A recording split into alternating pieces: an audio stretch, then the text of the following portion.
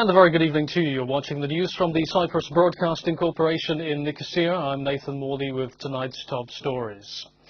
Experts from several countries started collecting evidence today that may offer clues as to the cause of yesterday's tragedy at the Mari naval base. The blast resulted in the death of 12 people and injured 62 others. Our reporter at the naval base said explosive experts and police investigators began collecting exhibits from the crater. It was created when 98 containers, which were packed with military explosives and munitions, disappeared in a huge explosion yesterday morning.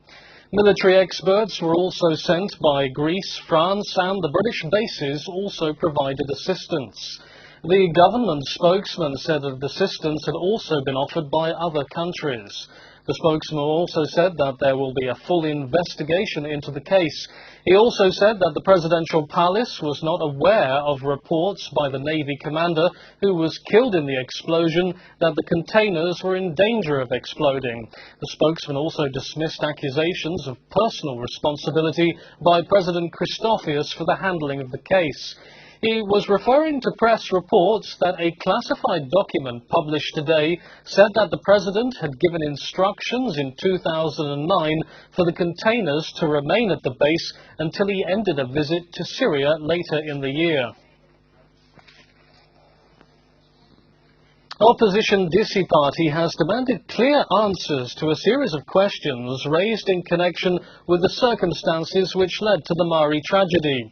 The party spokesman, Haris Georgiadis, said that the government should say why it had rejected all efforts for help by European countries even before the dangerous cargo was actually taken off the ship.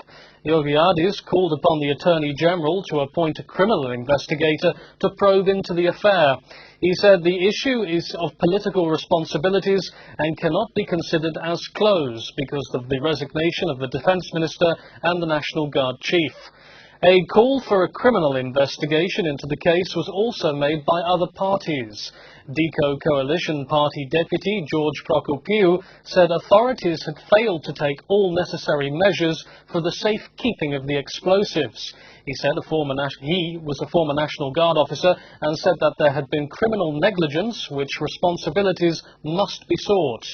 The government spokesman said that a decision for an investigation into the case will be made at a meeting of the Council of Ministers the day after tomorrow. The senior party in the government coalition has said that an investigation into the case is beyond discussion.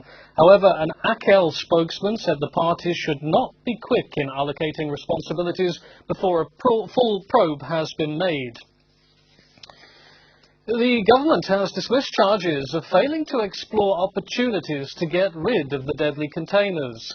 The government spokesman, Stefanos Stefanou, said that there had been intensive efforts to send the military explosives and munitions to a third country, but without any positive response. He specifically mentioned Germany, saying that the government had asked permission from the Security Council to hand over the containers without getting any answer to their request.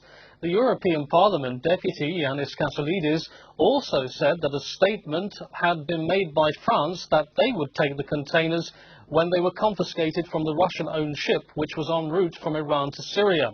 However, Mr. Stefanou said that the proposal was never finalised. He said Cyprus had received positive comments from the United Nations for its action to confiscate the cargo from the ship, which was acting under UN resolutions. Medical experts today completed the identification of the bodies recovered from the explosion area by comparing DNA taken from relatives. Relatives of the victims were called yesterday to the Nicosia General Hospital, where a special place had been set up to identify victims of the blast. However, the Minister of Health said that almost all of the bodies were maimed beyond recognition, and doctors had to go through the DNA process to identify them.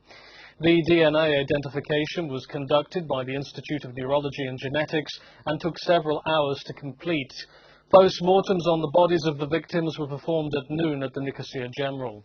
The victims are of the Navy commander, the commander of the naval base, 4 other personnel, including 2 twin brothers and 6 firemen who were engaged at the time putting out a bushfire which preceded the explosion.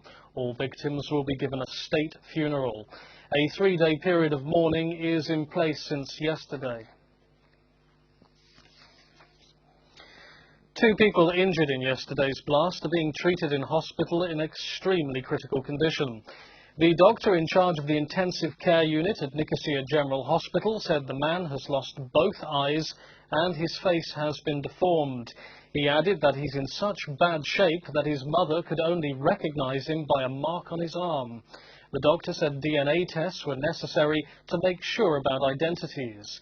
He said that Israel has responded to a request for medical assistance by doctors specializing in the treatment of war injuries. The second man is being treated at the hospital in Limassol, where he was taken after the explosion. The hospital director said the injured man has head and brain injuries and multiple fractures. Most of the 62 people injured by the blast, including people working at the Basilico power station and passing drivers, have already left hospital. A meeting convened by President Christofias today decided to explore every available possibility to increase electricity production to face shortages caused by the destruction of the Basilikos power station. The government spokesman Stefanos Stefanou said consultations are underway with Greece and Israel to provide power generating equipment. Greece has already announced it was sending 2 60-megawatt generators. Stefanou said further opportunities are being explored in the private sector. The Commerce Minister also said that a crisis team has been set up and is in touch with the European Union and the United Nations in order to provide assistance. Basilico provided 53% of the island's electricity needs, and as of this morning, households are experiencing 2-hour cuts in electricity. The cuts were decided upon by the Electricity Authority and the Energy Control Authority. It was also decided that there will be no power cuts at basic state services such as hospitals, airports, police stations and tourist areas and industrial units. Well, if there's any update on that story, we'll bring it to you at 8 o'clock on our evening news on CYBC Radio. Now, the weather forecast for tomorrow. Fine weather is forecast with overcast skies at times over inland and mountain areas in the afternoon. Winds will be light southeasterly to southwesterly, force 3 in the morning, turning moderate southwesterly to northwesterly in the afternoon, force 3 to 4 over slight seas. Temperatures will rise to 37 degrees Celsius inland, 33 in eastern and southern coastal regions and 30 in western northern coastal regions and indeed over the mountains. And the fire hazard remains extremely high in all forest areas. That's it from CYBC. We're back at the same time tomorrow with more news in English from us all here. Good night.